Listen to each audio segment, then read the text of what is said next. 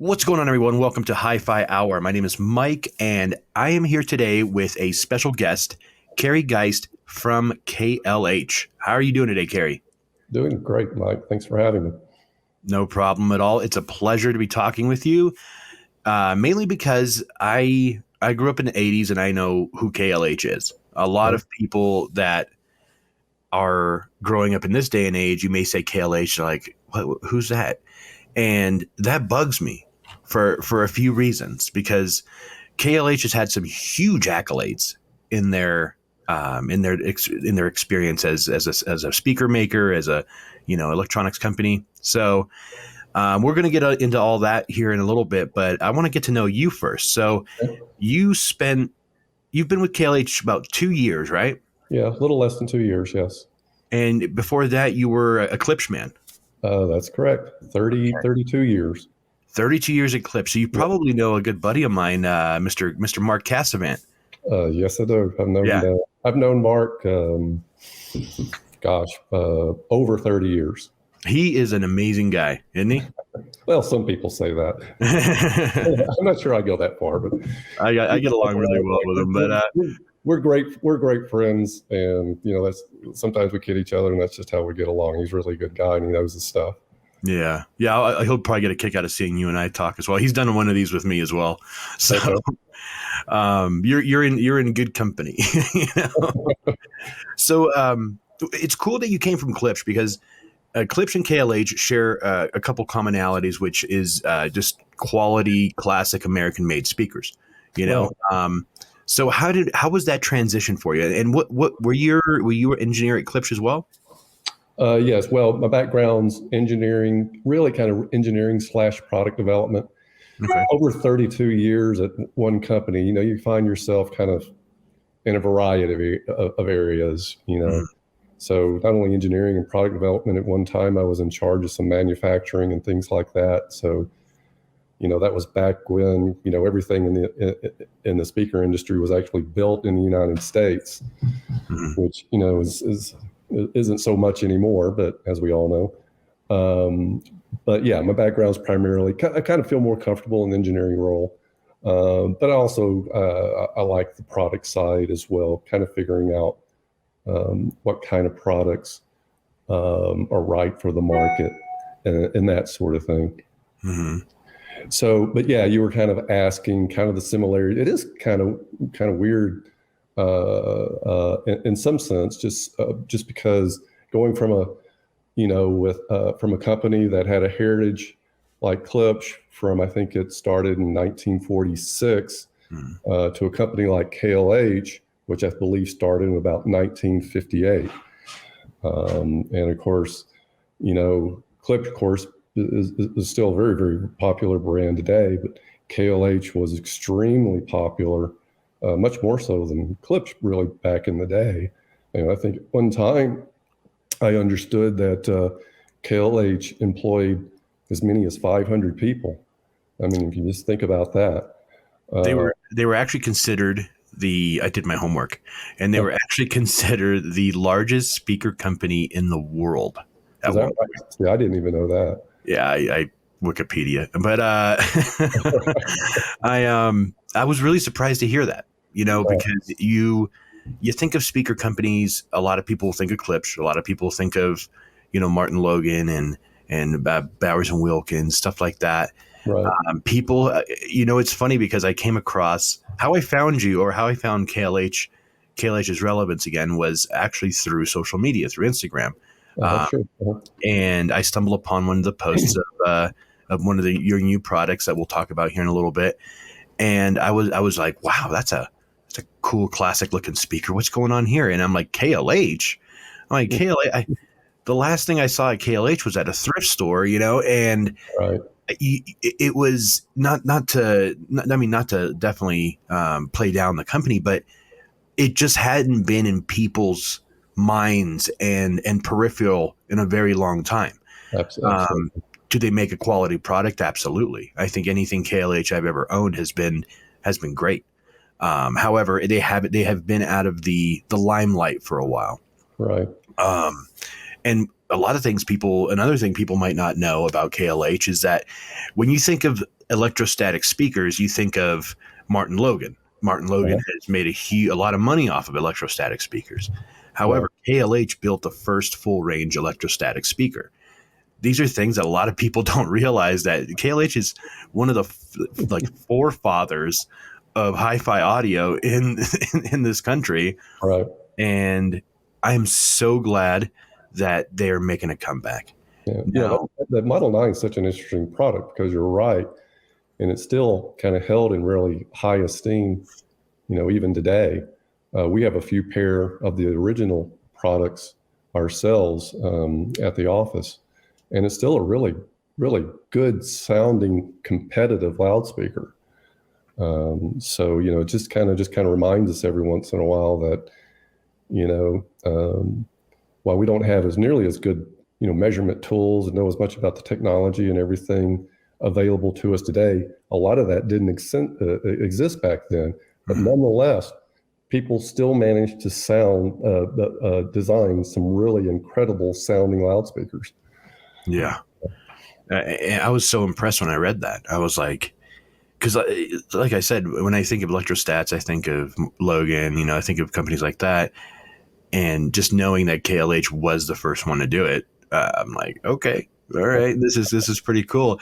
So are you more in engineering? You're the chief engineer now for KLH. Are you doing a lot of product development as well? Do you have your hands in that? Yes. I mean, KLH is a relatively small company.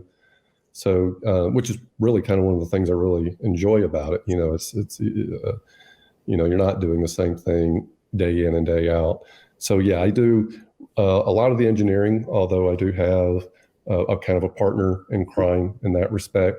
And then I'm also accountable for doing some of the product research and kind of roadmaps and just product development stuff in general.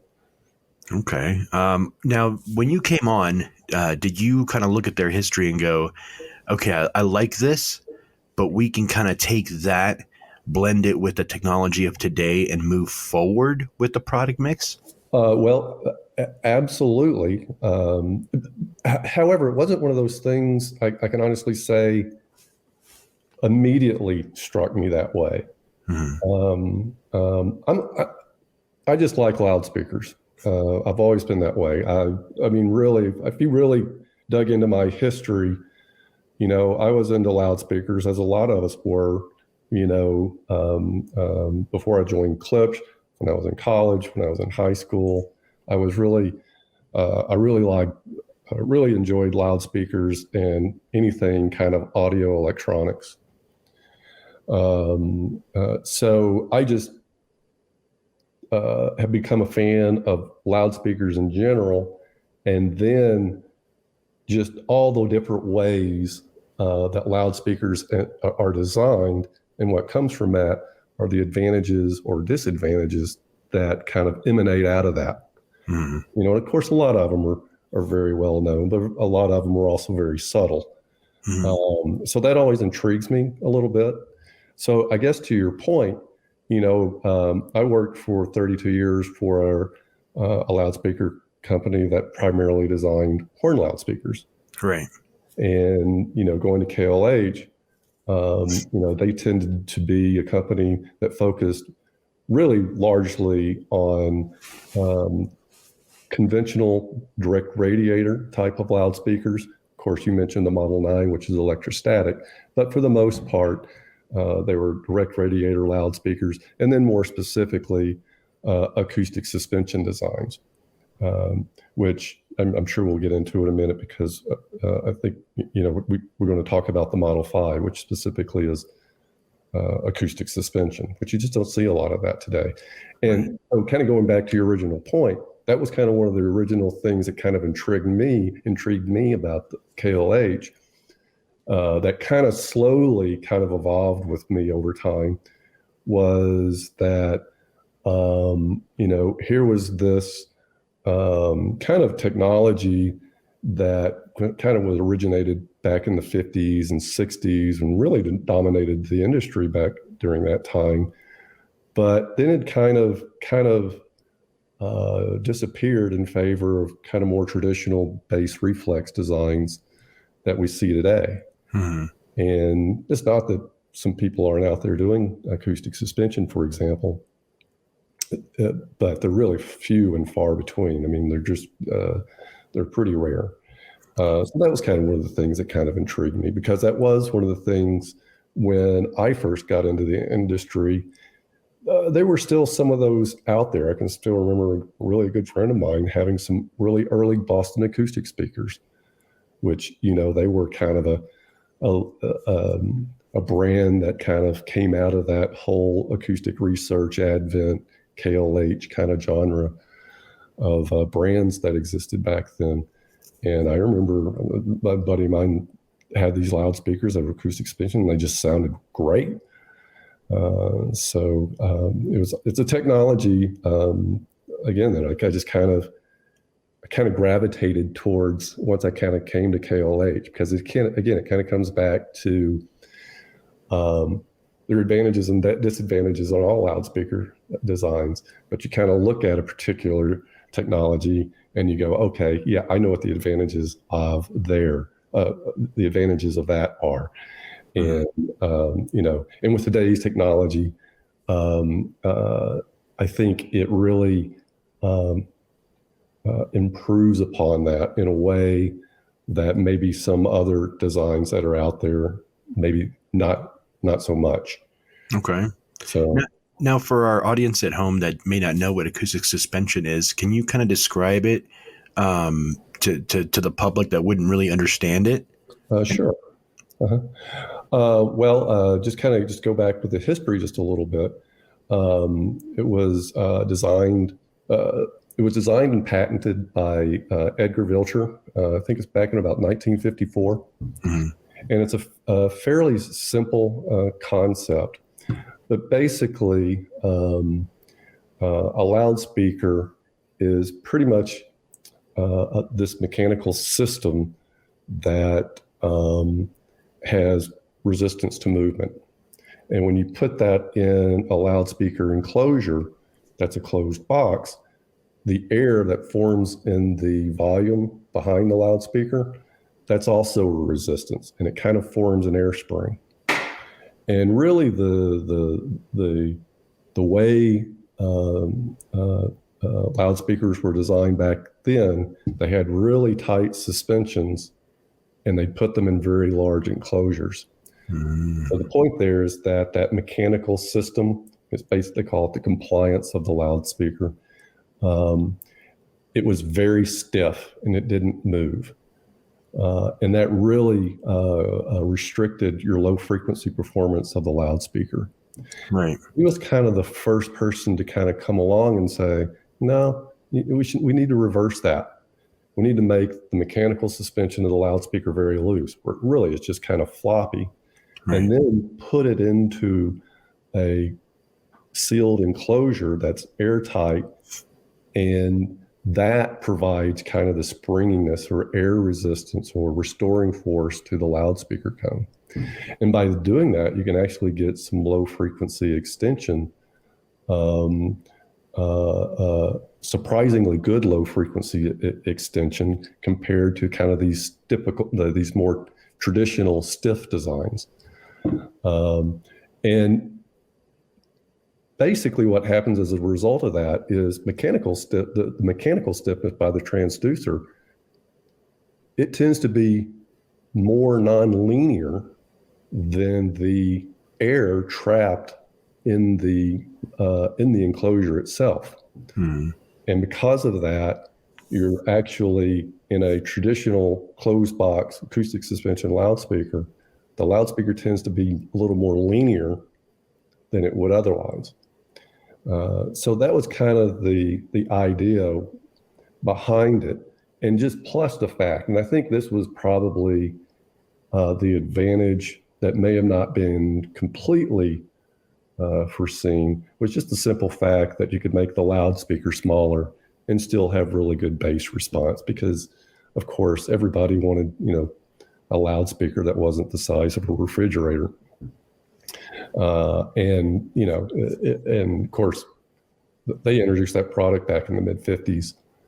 I don't know how the sales growth excelled, but at some point by the 60s and early 60s, acoustic suspension really was the dominant technology in the industry.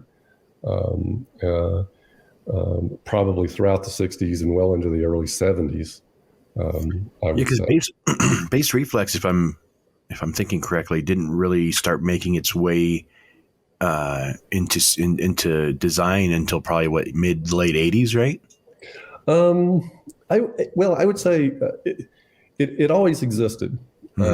However, it wasn't particularly well understood, and what I mean by that, it wasn't easy to design because it wasn't well understood, and because of that, a lot of problems in terms of alignment and things like that resulted. But people were doing it, literally back in the 50s and 60s and 70s. But like I said, it wasn't particularly well understood until really about the late 60s, when the literature started coming out that says, here's what's going on here. If you want to do it properly, here's how you have to do it. And of course, once people began to understand it and started getting it right, it was off to the races, because it does have certain advantages that acoustic suspension doesn't. It also has, of course, like I said earlier, it does have some disadvantages. But of course, it became very popular, and to your point, by the mid 80s, probably there were not very many acoustic suspension systems that I was aware of, and the industry had moved almost completely to bass reflex. Right. Because I grew up in the 80s, and acoustic suspension, I'm aware of it now. I know what it is now, but back then it was all bass reflex stuff. It wasn't, right. It was the 80s kind of, I don't want to say they ruined it, but the 80s was a very, very bassy time period. Everybody loved their bass. They loved full range. They really enjoyed that. And, in the 90s, I don't know what happened there either, but you've been in this business a long time. You must have started when you were a kid, probably right out of college, right? Oh yeah, Eclipse was my first job right out of college. I graduated. Incredible. That is incredible. So you saw the evolution of Eclipse, which is great. You saw them really evolve into who they are today. Mm-hmm. And I enjoy their products. I think they're very unique. I think the copper drivers, the horns, tweeters, it's got a very particular sound, if that makes sense. It's something that people will either love or not really for them, kind of thing, but the people that love it will stand by it, No, that's absolutely correct. There is there's just an artistic side to loudspeaker design. The perfect loudspeaker doesn't exist, even if nobody can even really define what a loudspeaker should be. It's just impossible. A pair of stereo loudspeaker, it can't even possibly recreate a three-dimensional sound field. It just simply can't be done, not with two loudspeakers. Right. So, with that, what is a good sounding loudspeaker? There's just simply an artistic side aspect to that has to be addressed. And, and over the last, 70, years of loudspeaker design, I think every possible manifestation of what a loudspeaker could be has been tried, right? Absolutely. Some of them have been successful and a lot of them not. So I got a personal question. Are you a stand mount guy or a floor stander guy? I'm a floor stander guy, absolutely. Okay. So you like that full range sound then? Yes. I dig it. I see. I kind of dance on both sides because I like using a subwoofer in my environment. So I could do stand mounts if they're good enough, Yeah, Yep. That's it. But for example, the RP600Ms by Eclipse, great stand mounts. Mm-hmm. But yeah, I definitely use a subwoofer with that. However, there's no, okay. So a lot of people give me a lot of flack for this nowadays in the year two of 2021, is that I tell them I used to run a couple of vintage, I think they were vintage Techniques, floor standers from the 80s. Mm-hmm. And I told them I didn't need a subwoofer because they were rocking either, I think, 12 or 15-inch woofers with, Right. they were humongous. They were insanely big and Mm-hmm. super heavy, but they sounded so good and they had really nice tactile bass. Mm-hmm. And people think I'm crazy. They're like, "Oh, you didn't use a subwoofer with it?" No, of course not. You don't need a subwoofer with a proper full range floor standing speaker. Right. You Mm-hmm. shouldn't. You shouldn't. Right. Mm-hmm. But so let's get back to KLH. KLH was purchased in 2017, and I think you joined a little bit after that. Are they? Is this a move to kind of redesign and reinvent themselves by bringing in fresh perspectives? I think that's probably a fair thing to say. Dave Kelly, which he, of course, also was a long time executive at Eclipse. I think he was probably a 25-year veteran.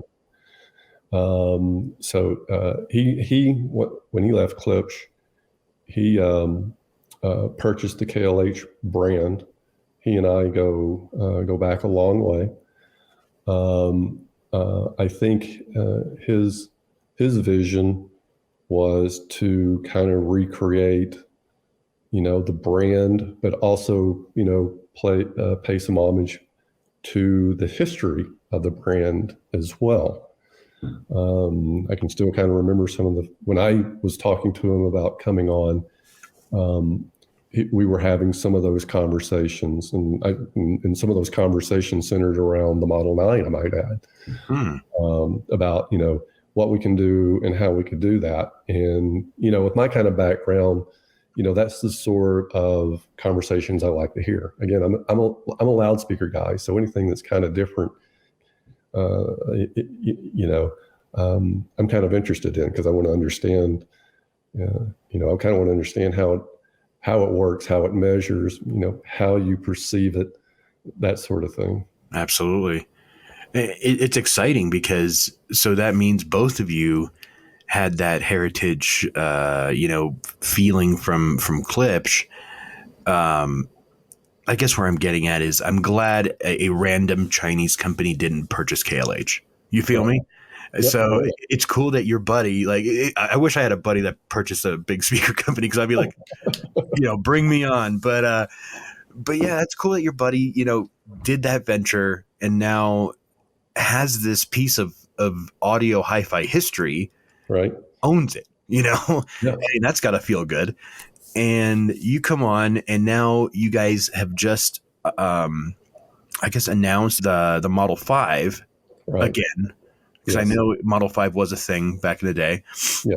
And when I first saw it, and this is a speaker we were talking about earlier in the conversation, when I first saw it online, I was like, wow, that's a beautifully maintained vintage speaker. That was my first thought when I saw a picture of it. I'm like, someone took really good care of that. And then I look closer and I'm like, no, that's a brand new speaker. Exactly. And JBL recently did something similar with their I think their L100s. Yes, that's correct. L100, and I think now an L82. Right. And I actually got a chance. I was randomly at Magnolia in Best Buy a couple months ago, and they had a pair there. Mm-hmm. And I was kind of surprised that they would have a pair of that there, but not as big as I thought they were going to be. I don't know. Maybe and then I also had a chance to see him at CD as well. So I've seen him twice now. I like how they brought those aesthetics from the past to the present. And that's exactly what you guys did with the Model 5.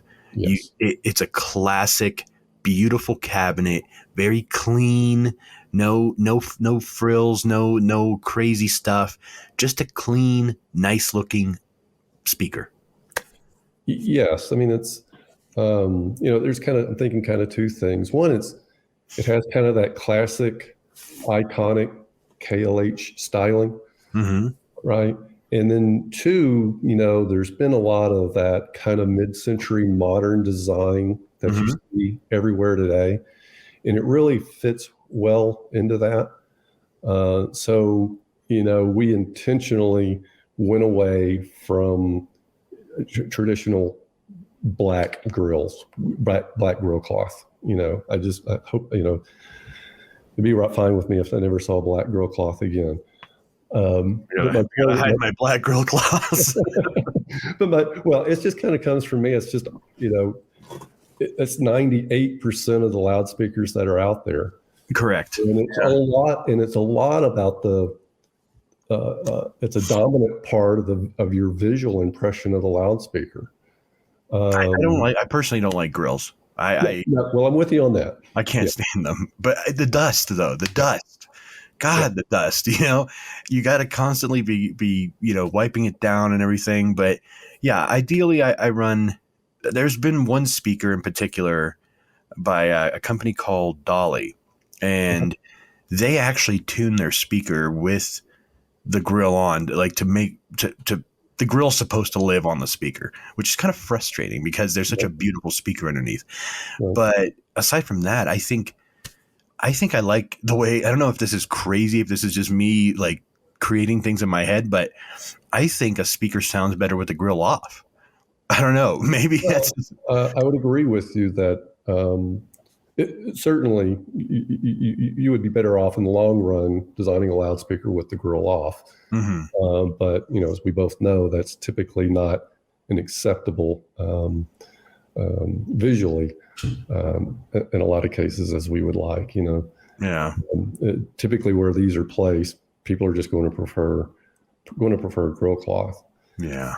So we kind of we have to be very practically minded, I guess you would say, and kind of play to that, if you will. But yeah, you're absolutely right. If I had my preference, I'd probably do it without the cloth. And by the way, it's not necessarily just the cloth itself. The cloth itself provides some attenuation and sound, and it's primarily at high frequencies, I might add.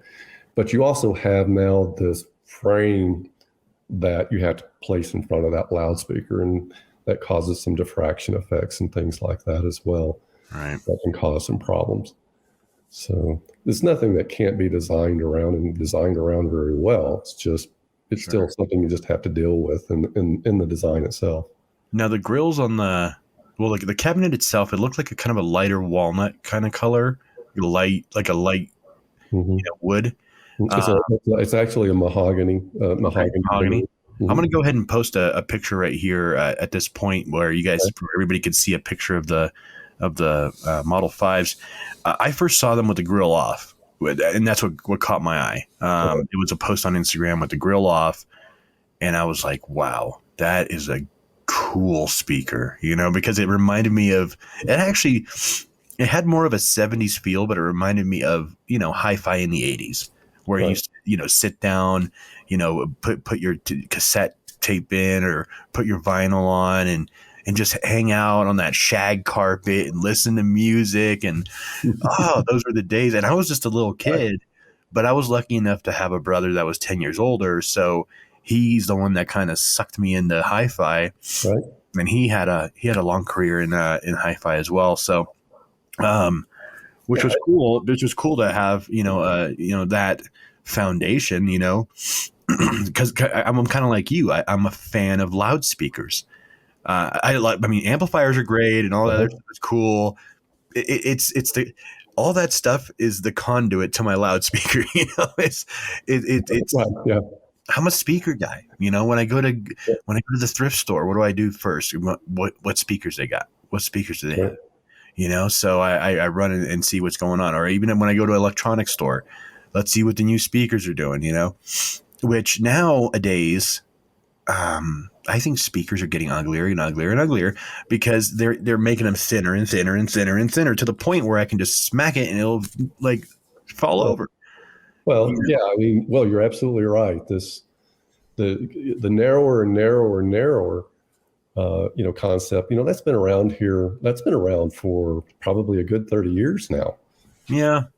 It's I been just see it more prominently now. Like I don't see many more like the Model 5s. I don't see that kind of style as much. Right. And part of that, part of that is really intentional on our part. Mm-hmm. To your point, I like wider baffle designs. One of the things about narrow baffle designs that are popular today is they don't do a very good controlling dispersion of the loudspeaker. The baffle is just so narrow. Wider baffles actually do a great job of keeping the sound in front of them. So you're not exciting the back walls and things like that. So you'll actually see a lot more wider baffle designs from KLH in the future. That's kind of one of the design philosophies that we've taken to heart, at least in some of our higher end product designs. Now, I do know you guys have a line of speakers that are more home theater, kind of geared towards home theater. Yes. And those look pretty cool. They have cool looking drivers, good design.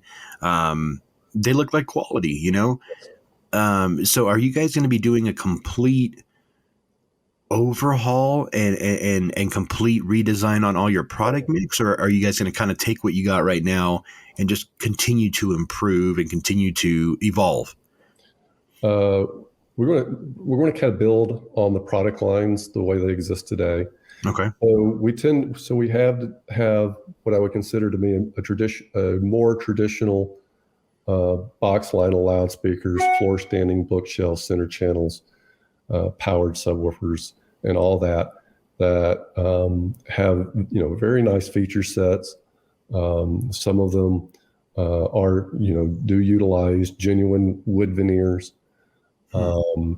They are many of them are designed around a three-way design concept, cast housings, a lot of premium features, at least in the upper part of the line. And then, of course, as price becomes more, as we move down in price, we concede some of those features in order, like everyone else, in order to hit some price points.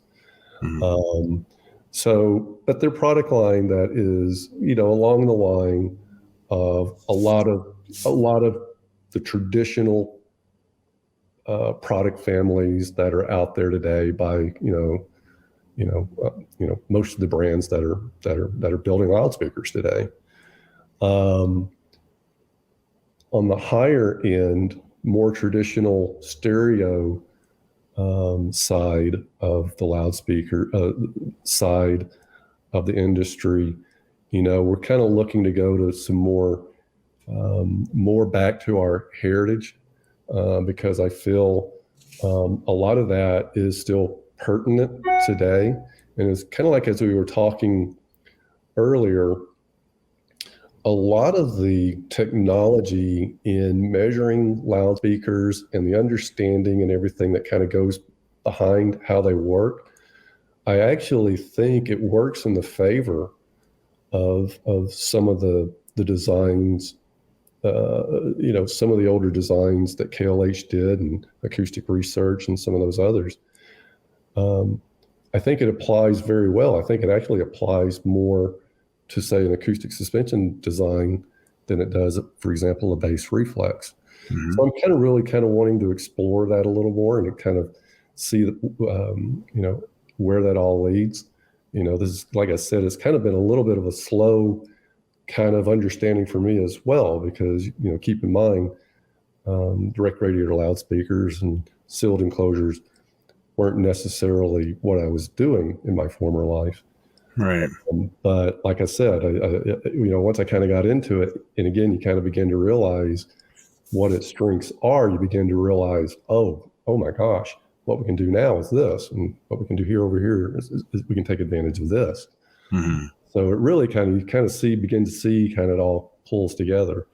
And the Model 5 is kind of really the first example of that, but we certainly have some clear product plans developed, kind of newer concepts in the future. I'm excited because I feel that you guys are sticking with your roots and the fact that you, like I said, the fact that you did come from you and the owner came from Eclipse shows that you guys, this is American made, absolute, tradition. That's just exciting to me, because a lot of the European companies do it their way, but Americans have their own way of doing loudspeakers, and I think that there's not many companies left that are still stateside, Oh, right. Yeah. So going forward, we've talked about so much already. Any new innovations or anything other than, obviously, I know the Model 5 is a huge thing, but is there something in the works to kind of complement that already kind of being talked about, or maybe even in production? No, well, not in production, but yes, we are we are in current development, looking at a couple of other product designs. Neither one have been given final approval yet. We're kind of far enough along that they're starting to look pretty good in that realm. So, I'm probably going out on a limb here if I said, we'd probably look to launch something next fall. Oh, wow. Okay. But certainly that is, that would probably be a desire at this point. Kind of off the loudspeaker side for a moment, we are in the headphone side of the business as well. And we had an interesting product that was launched into the market only a couple of months ago, and it seems to be doing really well so far. And it has some kind of interesting technology that you don't see out there very much. So are you talking about the in-ear or the over-ear headphones? The in-ear, the Fusion, about I think a couple of months ago, and it has, of course, the voice recognition technology. The earbuds recognize, I believe, 9 commands. You can answer your phone, volume up, volume down, next track, that sort of stuff. And it doesn't use a wake word or anything like that. So it's not like, "Hey Siri." It is on the loudspeaker itself. Did you just activate her? So it does. I guess my point is it has native voice control. Awesome. On the earbud itself. And it works extremely well, I might add. So I've been really surprised at how well it actually works. So we're pretty excited about that as well. Well, that sounds really exciting. That headphones is something that people are getting back into, especially in-ear headphones. It's a huge subculture out there, the hi-fi subculture that I'm now discovering and kind of getting into. So I'm excited to see, because that technology sounds really, really cool and really intuitive. Yeah. So you guys kind of have your hands in a lot of different areas, which is great. Any plans to do any type of components or amplification or anything like that for future products? No, I wouldn't go that far, but probably, and this is really horizon stuff, on the horizon sort of stuff. We haven't really gotten any deep dives into this sort of stuff, but really probably incorporating some powered electronics in the loudspeaker itself. Also, like powered bookshelves, powered stuff like that. Yes, absolutely. And those are becoming more and more and more popular. Ever since I know Eclipse released their fives, the fives over Eclipse. I've actually had a chance to review those. Oh, okay. They sent those out to me for review, and I was impressed with the bass response they got out of a 4.5-inch woofer. That's pretty cool. And I'm sure you were probably around there for that time to have your your hand in that. But more on the KLH 5s, the Model 5. who would be the best consumer for that? Would it be someone that's more into music, or could these be actually integrated into like a home theater? What do you think? I wouldn't go so far as to say it's a home theater product, not because it's not a home theater product. It's just, we don't have the dedicated surrounds. For example, you could use, technically, of course, you could use a Model 5 as a center channel, which it's a matching center channel, so that would be the kind of the best solution. I'm not sure I would go so far as to say I would recommend it for that particular application. I think there's probably a derivative product that probably will come out of the Model 5 at some point, someday, that would probably geared towards a theater application. Okay. But it's probably not going to be anytime soon. So in my opinion, it's really a classic two-channel consumer. I think the way the Model 5 kind of departs from other, at least floor standing loudspeakers, is loudspeakers, particularly most contemporary floor standing loudspeakers, they can kind of be kind of intrusive in your living room or wherever they're typically placed. I mean, they're pretty big. And the Model 5, the enclosure itself, I think it's less than 2 cubic feet in volume. I mean, they're really not that big. And we haven't really talked about this, but the Model 5 also comes with its own stand. Oh, wow. Okay. So the loudspeaker is actually, when placed on the stand, it kind of floats the loudspeaker up, about 9 or 10 inches off the floor. And it doesn't, to me at least, it doesn't look so intrusive. And I think particularly with kind of the younger generation today, more likely to live in apartments and things like that. I think a product like that probably has a much more acceptance, at least into the traditional living room space. Right. And I think that is going to find some popularity with the younger generation. But at the same time, I wouldn't underestimate the power of, I truly believe acoustic suspension.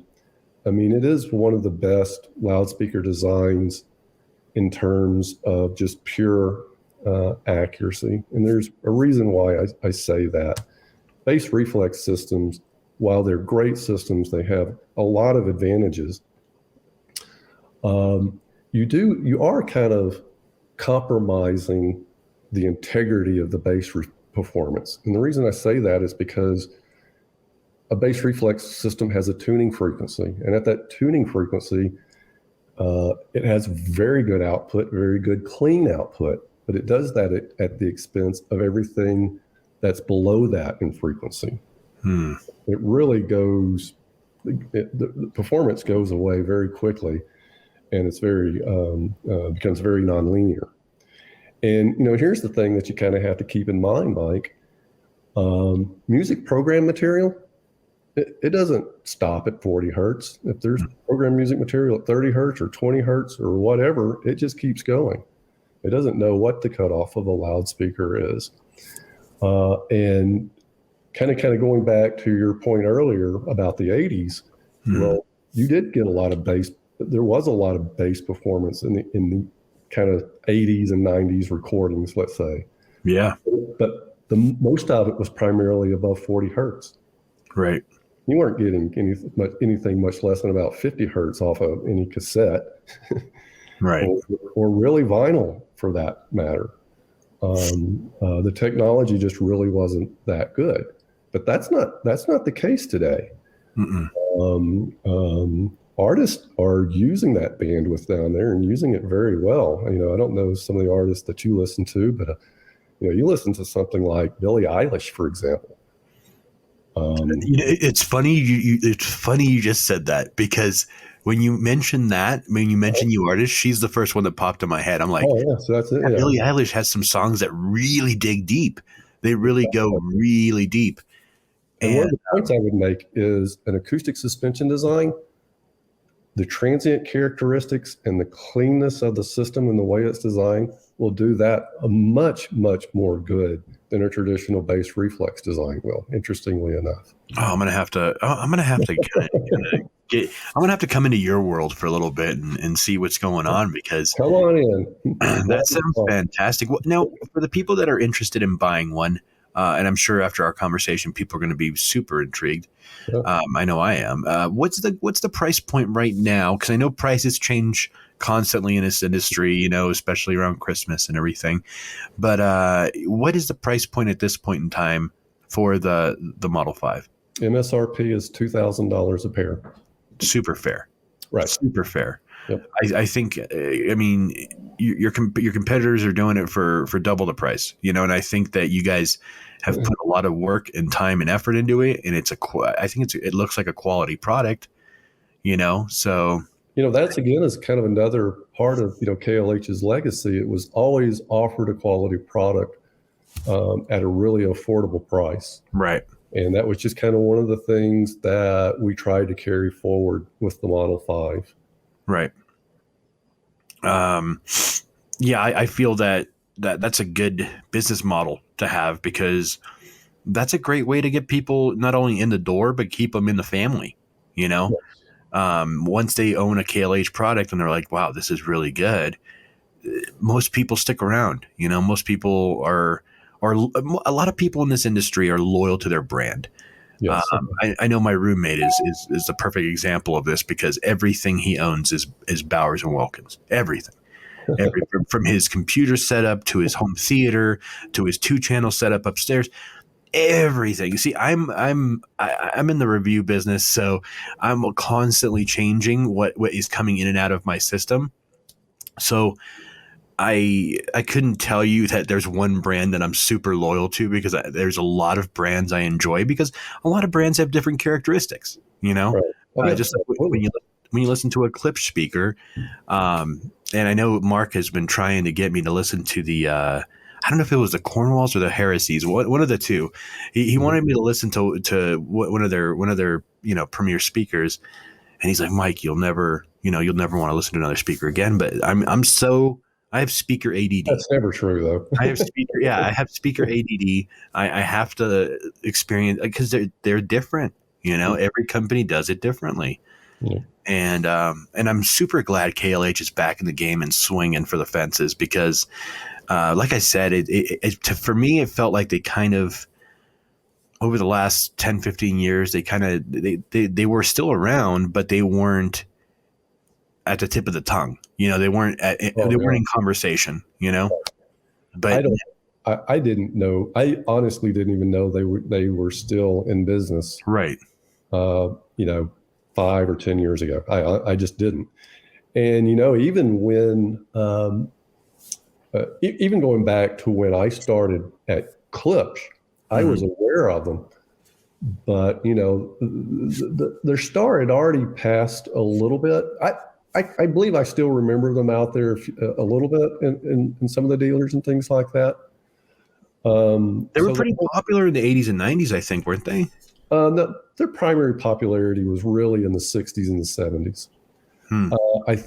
To your point, they certainly were out there, and they were a popular brand, and of course the 80s and 90s. I can just tell you from my experience in the industry at that time, it wasn't a brand that was top of mind like somebody like say, for example, a Boston Acoustics or Polk Audio or somebody like that at that time. JBL, of course, as well. Infinity, yeah. Polk in Boston got sucked into the Sound United umbrella, so right. I'm not sure what's in store for them. It was funny, because my roommate, being a Bowers guy, we were talking about Bowers last night. And he's like, and then we were talking about another brand. I'm like, yeah, I think Sound United owns all those. And I go through the list of companies, and I'm like, good Lord, they Right. own half of hi-fi, Right. But I'm glad, like I said, I'm glad KLH, people like KLH, Eclipse, stuff like that have maintained their independent ownership and are doing their own thing and don't have to answer to a higher umbrella of power. And it just gives you guys more creative control at the end of the day. And at the end of the day, it gives you creative control over new products, over new technologies, to take risks. A lot of these new companies don't want to take risks. They want to stick with what they know sells and works and just move forward with that. Nothing wrong with that.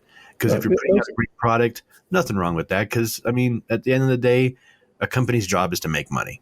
However, absolutely. It's most people that work at KLH, they're industry veterans, and we're all in different, areas of the industry, sales, finance, product development, engineering, and so forth. But we all respect each other. Just the simple fact that we've been in the industry for a long time, and of course, while you've never seen it all, I feel like I've seen it all. And so, we feel like we have a good grasp of, what the state of the industry is today in loudspeakers and where it's headed. And with that vision, you kind of have to take into account of, well, how is KLH, knowing that's the future, how is KLH going to fit into that, and how that drives your product development efforts and the products that you're going to introduce in the future. Right. That's very important. That is incredibly important. Any plans to go to any shows this year? I know we're in dire straits right now with the current medical climate, but I'm not allowed to say that word on YouTube, otherwise they they swing the hammer. But I know we're in tough times right now, but I'm aware that there's a couple shows that are considering reopening, under the contingency that things get better. Have you guys talked to anybody or signed up for any shows or anything? Well, first, I was unaware of that. Okay. But I really probably wouldn't be the first person that would know about something like that anyway.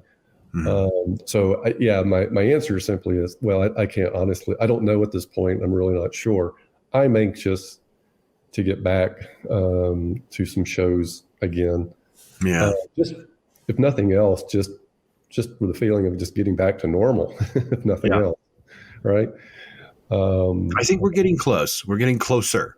We're getting closer. It feels like it. It really does, but I don't want to speak too soon. Right. You're right. Because who knows what could happen. But I hope we do get to see at least one or two shows this year. Because last year was a shame because I live in Denver. Well, I live outside of Denver, and it was CEDIA's second year for Denver. So they canceled, of course, but that was kind of a bummer because I'm like, CEDIA was here. Luckily, I went in 2019. I went to CEDIA and Rocky Mountain Audio Fest because that was my first year here in Colorado, and that was so cool to have those two shows back to back.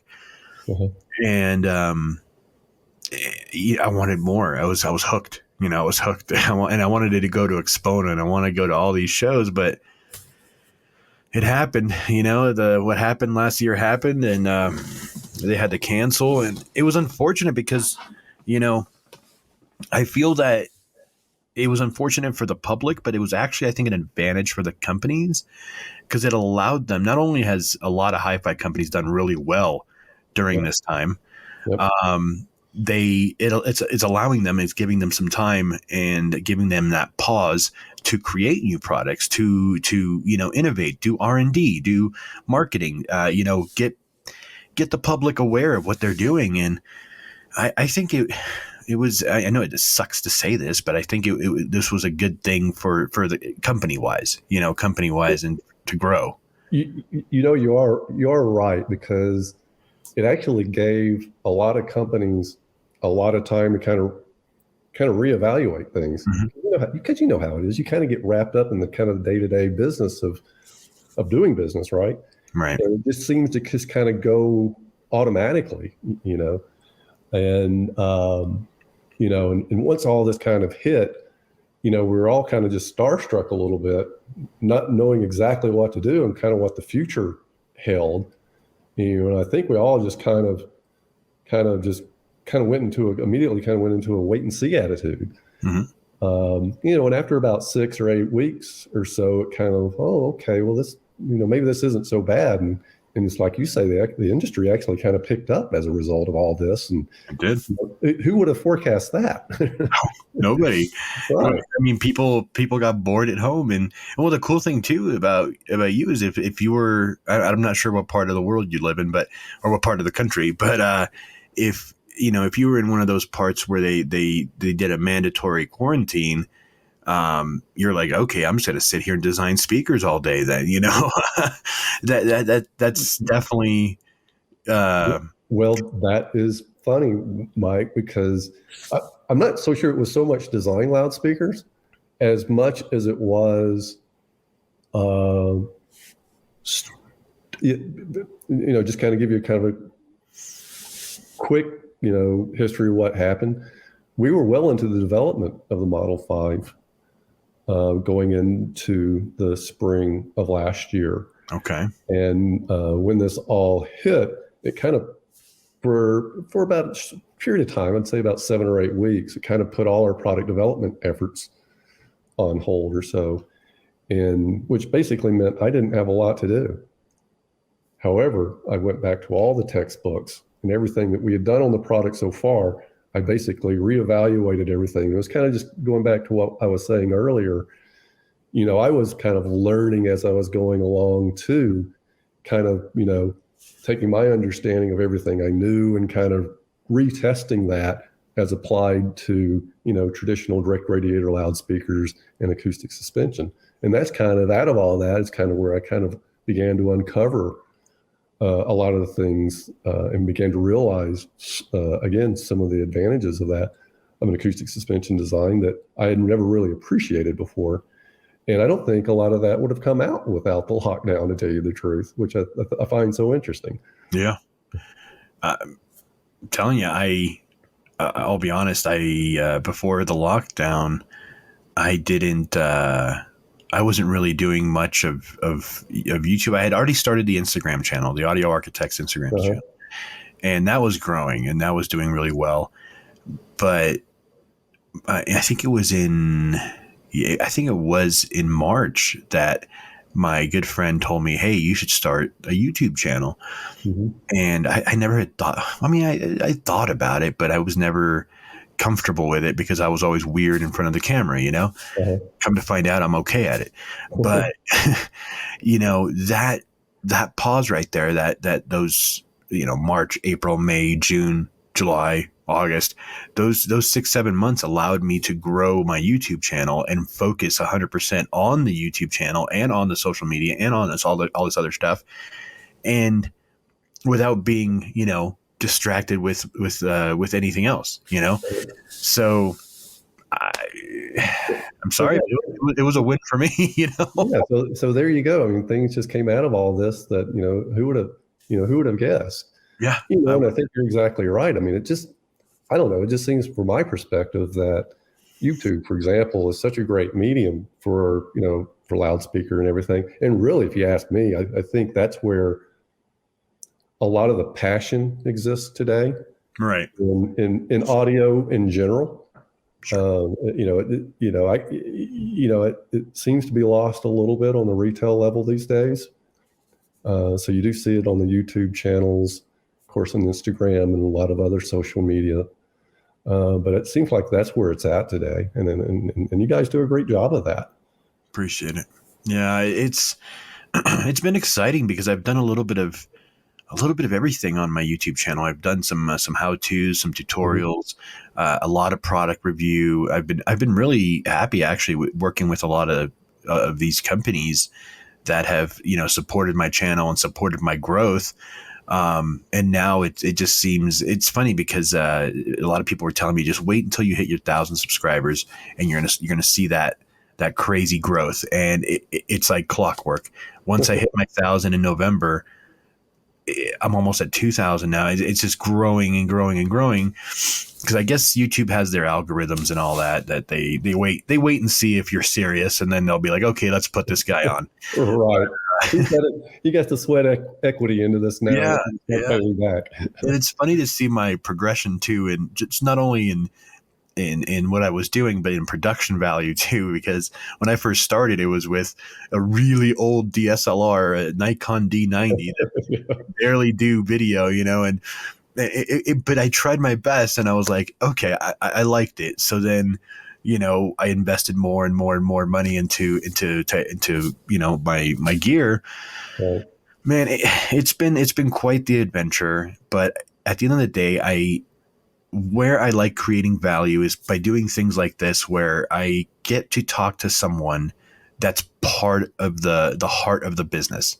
Because people like to hear this stuff. People like to see the face of companies. People like to hear what they have to say, because a lot of times people miss that. They order something on Amazon, they get it, they use it, but they don't know who made it. They don't know who designed it, who took, blood, sweat, and tears to truly bring it to market. They don't know, but now I'm allowing them to have a platform to do that. And I think I've been enjoying that so much, because I myself am learning so much about not only you guys, but the companies and the history of it all, Right. Yeah. So, I mean, it's a fun industry. I mean, it should be a fun industry. I mean, you're listening to loudspeakers, right? It's a small community. I'll tell you what, it's a small community. Oh yeah. There's everybody. Have you noticed that? Oh, well, yeah. Well, I just said Mark, and you knew exactly what I was talking about. Right.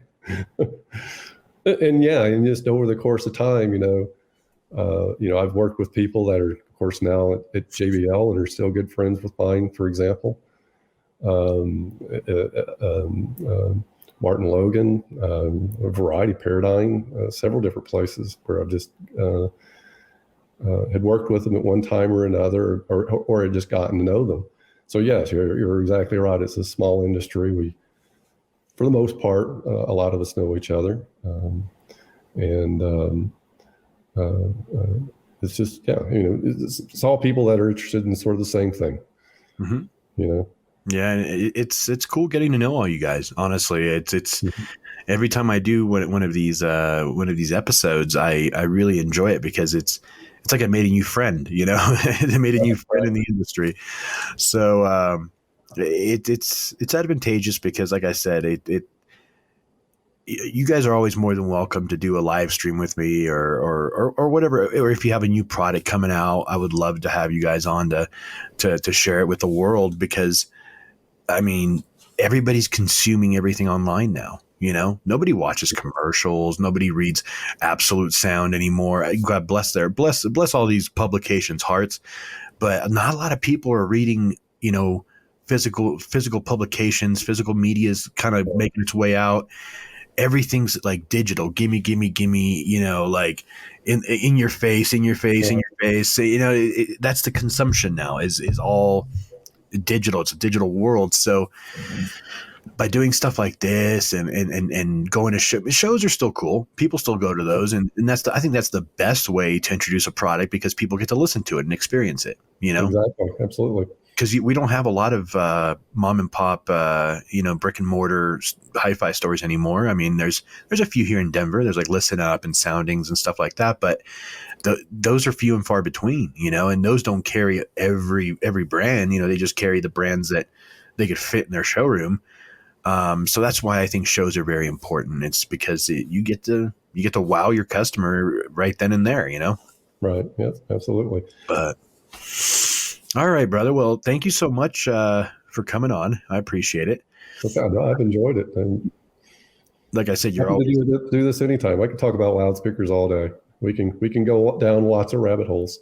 I mean, it's going to be cool to see KLH come back again, though. It's going to be a good ride. It's going to be great, man. Yeah. I think you guys got a good team. Your marketing's on point. Your social media is on point. And it's just going forward. So, But yeah, man, thanks for joining me again. I don't want to take up too much more of your time. I know you got a lot of innovation to do. So thanks again. And thanks everybody for watching. I'm going to go ahead and put in the description below all the details for KLH's new stuff. Thanks again, guys, for joining us. We'll see you soon.